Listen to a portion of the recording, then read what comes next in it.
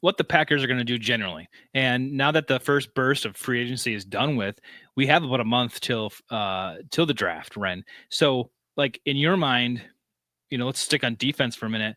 Like they didn't obviously do enough to fill those holes and voids, but what do you think they should be doing or will do in the next month before the draft? Or are they going to just simply do nothing and move right into the draft?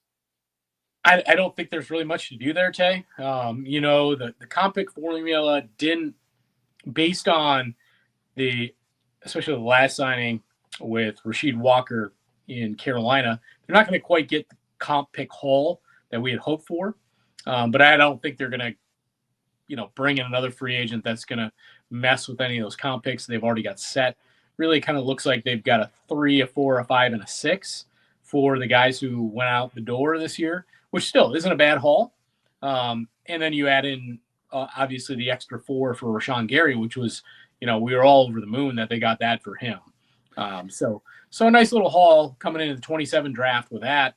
So I'd be very surprised if they bring in, a free agent to kind of mess with any of that structure for next year.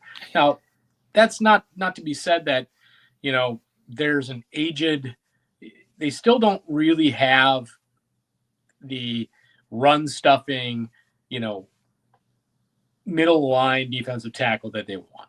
They don't have that big guy.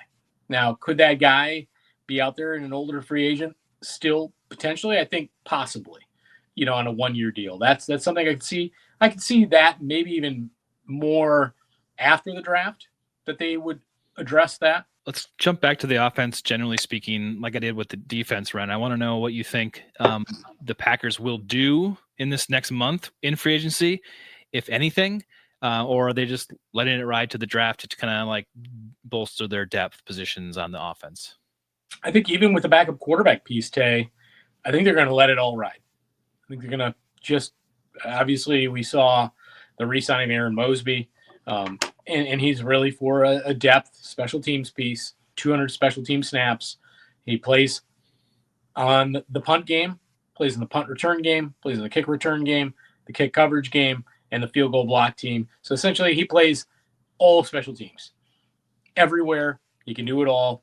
That's why he is back on the football team today. I think because of where, a veteran D tackle would be, a veteran quarterback would be, I think a lot of these teams are going to sit pat, kind of let their draft boards go, and then find the value after so they don't have to affect anything there forward and then have a better, hand to play with because they know where they're at.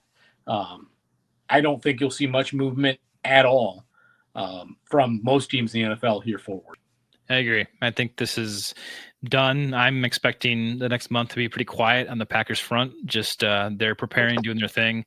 I mean, hell, as Brian would probably say, they're already prepared. They already know what they're doing. They're probably taking vacation. They're always ready, right?